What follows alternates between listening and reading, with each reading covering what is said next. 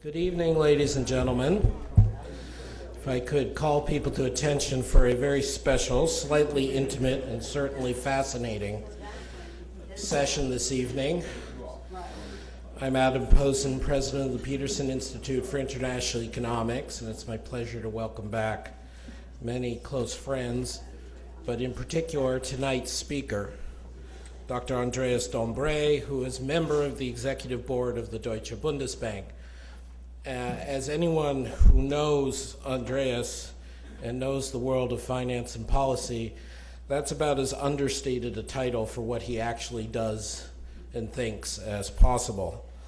Andreas is in many ways the Bundesbank's foreign minister, its representative to the world.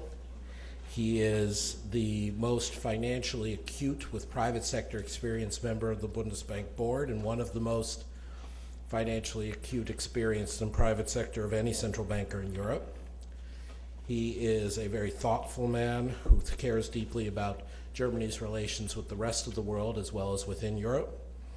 And he has played a key role in many of the discussions with the IMF and with the world community and the Troika in the decisions over the euro area, although of course he will be too modest to admit that since officially the Bundesbank is not running the Troika. We are very delighted that he made time to join us. For many of us, this is the aperçu, if not the epitome, of the week of the annual Fund Bank meetings, and it was very gracious of Andreas to stay afterwards to join us for this. As many of you are aware, both I personally and a number of us in the Institute feel very tied to Germany, even if at times we're critical of their policy and some of their policymakers are critical of us and our work. We've always felt and urged Americans to pay more attention to and ask for a greater leadership role from German economic policy. Fred Bergsten and I both have been on record in that regard for a long time. And we have, of course, amongst us such people as Jacob Kierkegaard, who is an advocate and explainer of much of German approach to recent events. So I hope Andreas will find this a warm home for at least tonight. We're going to have a set of remarks from Andreas on the title, the stimulating title of the yin and yang of resolving the European sovereign debt crisis. I'm resisting the urge to read his embargoed speech. All our friends out there on the internet, you will be seeing that live. However, the question and answer session, the discussion afterwards will be off the record. We'll be shutting off the camera, and that's why we have this nice small group arrangement here tonight. In that note, I would like to ask Dr. Dombrey to come join us and offer us his remarks. Andreas.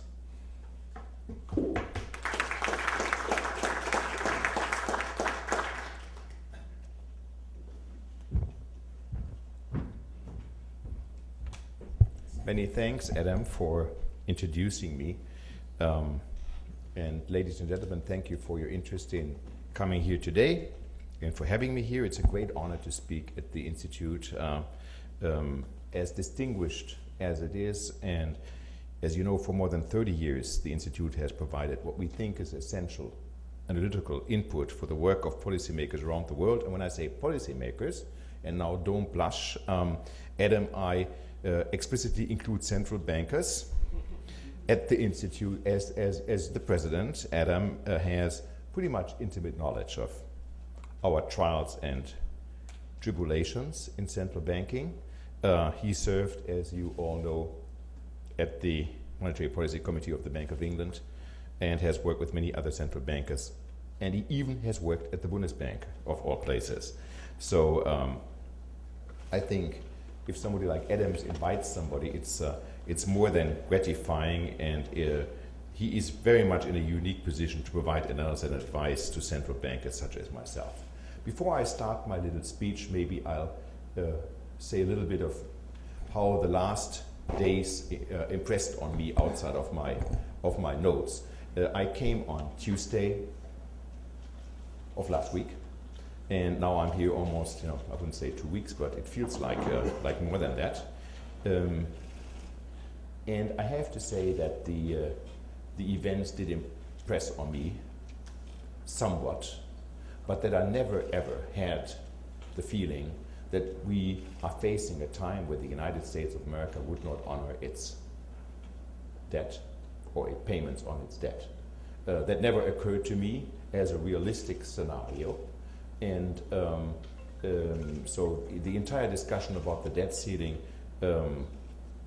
is one doesn't need to repeat all the time, and I would hope that despite the fact that there's a time limit on this agreement, that we don't run up to these issues all the time, because the United States is a very trusted partner of all of us, including, of course, Germany. The German Central Bank, and I'm not telling any secrets, is invested in a combination of gold and US Treasuries, and there is, of course, no plan to change that in any respect.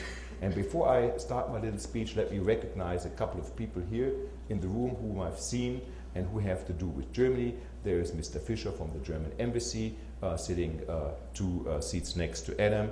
I also see Mr. Termeyer, who is the Executive Director for Germany at the IMF, and his alternate, Mr. Steffen Meyer. They have similar names just to keep people confused.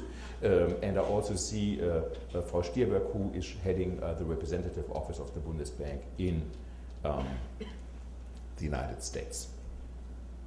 Now, having talked about Adam and what I think of him and what everybody actually thinks of him and his advice, I have to say such advice is especially valuable in turbulent times like these.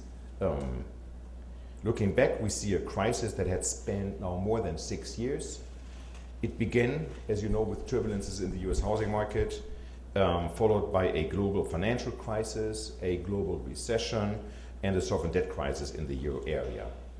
And it is this last episode, the euro debt crisis, I'd like to focus on in my speech, because everything else is pretty much well known anyhow.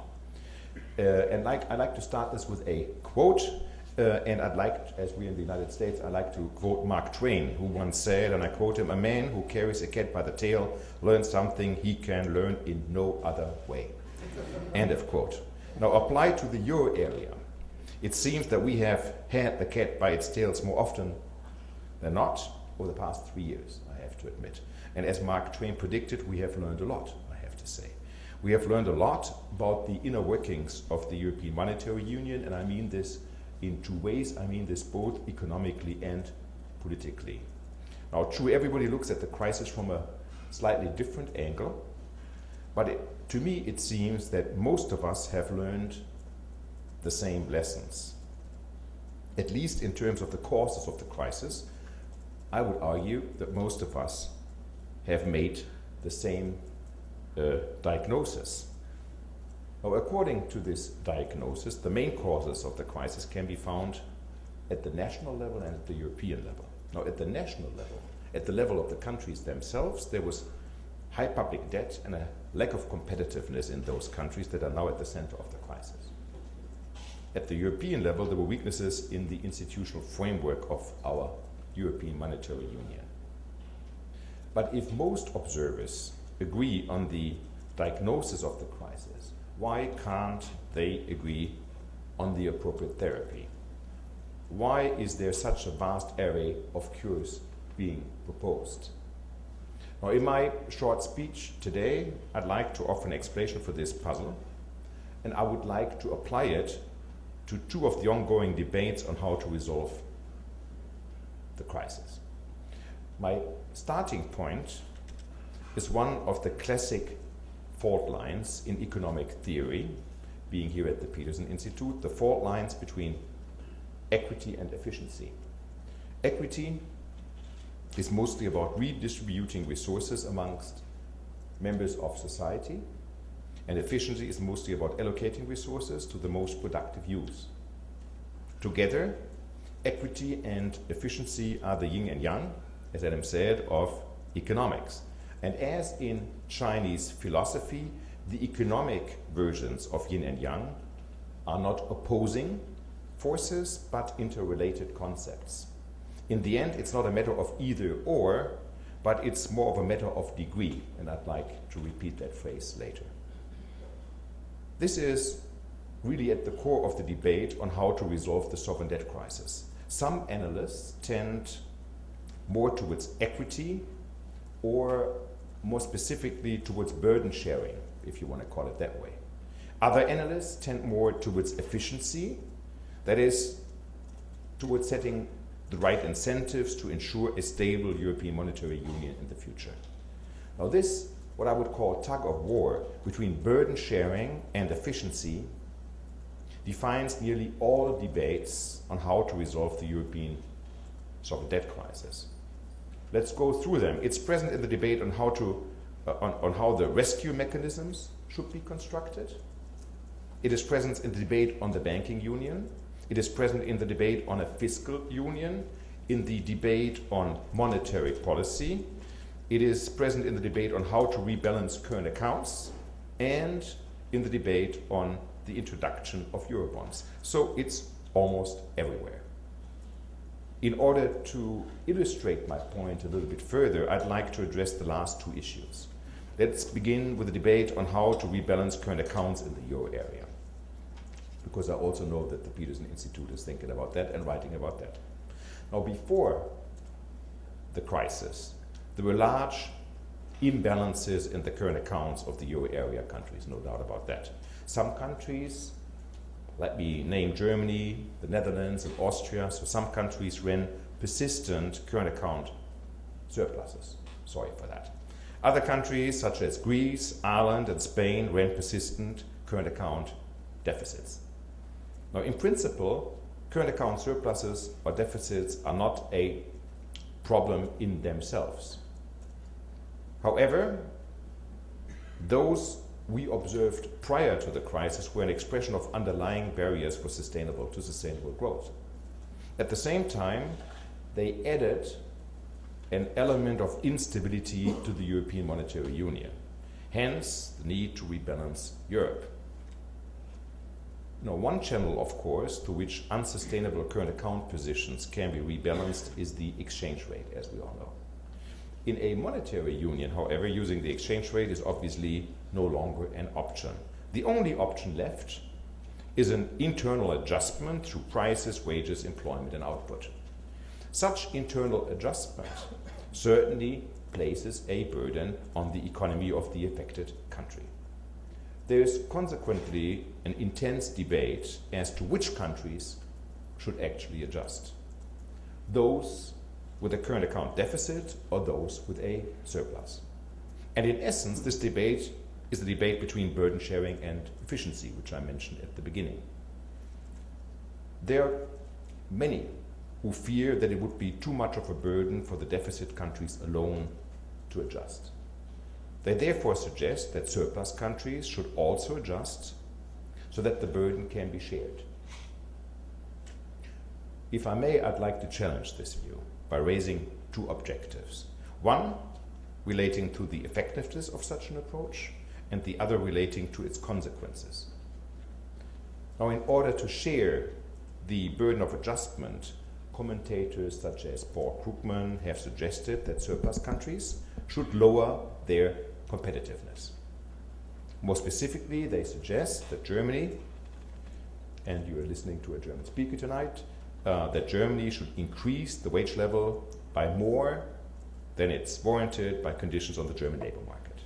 The idea behind this is that competitiveness is relative. One country's loss is another country's gain. That's the idea. Thus, rather than some countries going all the way in terms of adjusting their competitiveness, all countries should sort of meet in the middle. Those with a current account surplus should become a bit less competitive, and those with a deficit should become a bit more competitive. The burden of rebalancing then would be shared.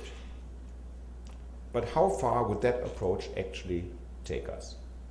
Well, I'm afraid to say that it would probably not take us very far, realistically. To gauge the effectiveness of this approach, we ran at the Bundesbank our own estimates, and the results were rather disappointing, I must say. We assumed an additional wage increase in Germany of 2 percentage points, above what would normally be expected as the outcome of bargaining. Then we used our economic models to calculate the effect of this increase on the exports of peripheral euro area countries. Now, given the nature of trade flows within the euro area, the effect turned out to be close to nil, actually. Only Ireland could expect a moderate rise in exports through those measures. At the same time, of course, I add, Germany's economy would take a hit, clearly. Depending on the model, employment would ultimately fall by as much as 1% in Germany and output by 0.75%, according to our calculations. So there would be no free lunch in terms of higher wages in Germany and higher exports of deficit countries. And the notion of a free lunch, which I just mentioned, takes us directly to my second objection against the burden sharing approach. To see the argument, we have to look, I think, beyond the borders of Europe. After all, and nobody will dispute that Europe is not an island, but of course part of a globalized world. And at the global level, we are competing in Germany with economies such as the United States and China. Now, what would happen if the euro area countries followed the approach of meeting in the middle in terms of competitiveness? What would happen? Well, ultimately, the euro area as a whole would become less competitive vis-à-vis the rest of the world. In my view, this is not the right path to follow. To succeed, Europe as a whole has to become more dynamic, it has to become more inventive, and it has to become more productive. Any attempt to shield one European country from competition by lowering the competitiveness of another, I argue, would be doomed to fail. Now, having said all that, what is my conclusion with regard to burden sharing and efficiency?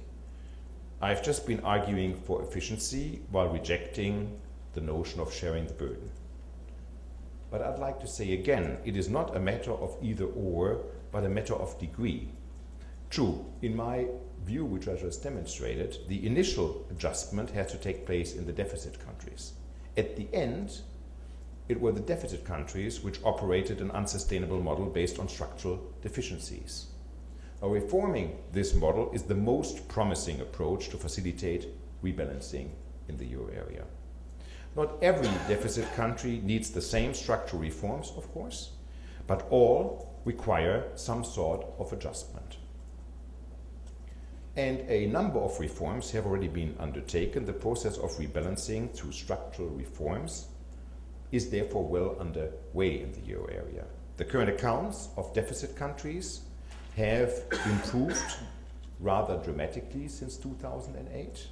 The improvements range from nearly 9 percentage points of GDP in Ireland to more than 15 percentage points in Greece. According to recent estimates by the European Commission, most crisis countries will achieve a current account surplus this year, in 2013. Even more importantly, the adjustment is being accomplished not only by shrinking imports, but also by growing exports. All the crisis countries are projected to see some export growth this year, ranging from just under 1% in Portugal to about 4%, quite impressive 4% in Spain. And when the current accounts of deficit countries improve, the current accounts of surplus countries will automatically adjust. In the end, not every country can have a current account surplus. In a sense, we will consequently meet in the middle eventually. Moreover, the burden of the initial adjustment, though not being shared in the narrow sense of the word, is at least being elevated. Now, what are the rescue packages other than publicly guaranteed interim loans to facilitate this adjustment? Thus, at the end, we have both, what Adam said, yin and yang. The burden is being shared and efficiency is being enhanced. Let's look at another example of the debate between burden sharing and efficiency, the discussion of the introduction of Eurobonds, which I mentioned at the outset. Now, some commentators argue that Eurobonds would solve many of the euro area problems. George Soros, for example, made the point that at the Global Economic Symposium in Germany just 3 weeks ago. In my view, and in our view, however, Eurobonds would be another case of burden sharing that would come at the expense of efficiency and would endanger the stability of the European Monetary Union. In order to understand the core of my argument, I think it's quite important to be familiar with the particular features of the European Monetary Union. And for those who are not, I'll just quickly say them. We at the European Monetary Union are special because we combine a single monetary policy with national fiscal policies. The monetary policy for the 17 countries in the euro area, soon to be 18, is decided by the Governing Council of the ECB in Frankfurt. However, the fiscal policies of the 17, soon to be 18 euro area member states are a matter of for the national policymakers. Now, each country decides on its own government revenues and expenditures, as you know. This imbalance of responsibilities gives individual countries an incentive to borrow. A deficit bias is introduced into the system through this way. Our objective should be to counter that deficit bias to ensure a stable European Monetary Union. This can only be achieved by realigning responsibilities. Liability and control have to be in balance in order to do so. Now, would Eurobonds contribute to this objective, is my question, or the question I'm raising. Granted, Eurobonds would offer temporary relief to heavily indebted member states of the euro area, no doubt about that. But eventually, they would distort the already lopsided balance between liability and control even further, I wish to argue. While spending decisions would essentially remain a national prerogative, liability would become truly European. Incentives to incur further debt would thus be strengthened, not weakened. If we really want to align liability and control to stabilize the European Monetary Union, I think we have actually two options. The first option would be to match European liability with European control. Only then would incentives be aligned sufficiently, as the IMF actually pointed out in a recent report. This would amount to what is known as a fiscal union. Now, creating a fiscal union, however, would depend on the countries of the euro area transferring national sovereignty to the European level. For example, by giving the European level the right to intervene in the case of unsound public finances. In such a setup, Eurobonds could indeed be a logical next step, no doubt in my mind. However, giving up sovereignty in this way would represent a rather radical change and would require wide-ranging legal challenges nationally at the countries in the euro area as well as at the European level. Such changes would need the support, I would argue, not only of policymakers but also of the general public. You cannot just pass that in Parliament and not asking the general public. And on this point, I argue we should be realistic. I cannot see willingness to do that at present, neither in Germany nor in any other country in the euro area at present. Thus, a fiscal union may be a very good idea, but is a long way off from today, where we sit here together. For the time being, that leaves us with the second option, implementing both liability and control at the national level, in the countries themselves. This would mean strengthening the original Maastricht framework, creating what I would call a Maastricht 2.0. Among other things, that would require strengthening the rules on borrowing. Not only does the Stability and Growth Pact need teeth, but it also has to be able to bite, if you allow me this analogy. The rules have since been tightened, now they have to be applied, and compliance has to be ensured for those rules of the Stability and Growth Pact. Let me mention something as an important side note at this point. European integration is certainly making progress, I argue. On Tuesday of this week, i.e. 2 days ago, the European Union finance ministers formally adopted the single supervisory mechanism for Europe, which will be a central pillar of the envisaged European banking union, something we very much support. Thus, I would argue a major step has been taken in improving the framework of the European Monetary Union. Now, what is my conclusion in this particular case of burden sharing versus efficiency? The Bundesbank's position has always been very clear and consistent, and I'd like to stick to that notion. Sound incentives, we argue, are indispensable for countering the biases inherent in the euro area's architecture, financial architecture. Some burden sharing, I would argue, is necessary, and it is being implemented through the rescue mechanisms that grant financial assistance, something we very much support. But if burdens are shared in a manner that distorts incentives even further, no lasting resolution of the crisis will be possible. Now, introducing Eurobonds would shift the balance closer to burden sharing and further from efficiency. In the long run, this would destabilize the whole European Monetary Union and harm all of us. Adam, ladies and gentlemen, we all see the same crisis, I think, and we all share the same explanations for it, more or less. Nevertheless, the proposed solutions seem to be rather different from each other. In my short speech, I have argued that most of these differences can be traced back to the tug of war between sharing the burden and setting the right incentives. In other words, between equity and efficiency. I've also tried to argue that these two concepts are similar to the yin and yang of Chinese philosophy. They are not mutually exclusive, but complement each other. The debate is therefore ultimately not a question of either or, but of the right degree. Solidarity and burden sharing are really important values in European integration, especially in a crisis. But European integration is also about building a stable future. And this requires efficient structures. We thus have to strike a rather delicate balance between these two concepts. Nevertheless, in the end, both sides of the debate are not that far away from each other, I wish to argue. And most importantly, we all share the same objective, a stable European monetary union. Thus, to return to Mark Twain, let's stop carrying the cat by its tail and grab it by the neck instead. Thank you for listening.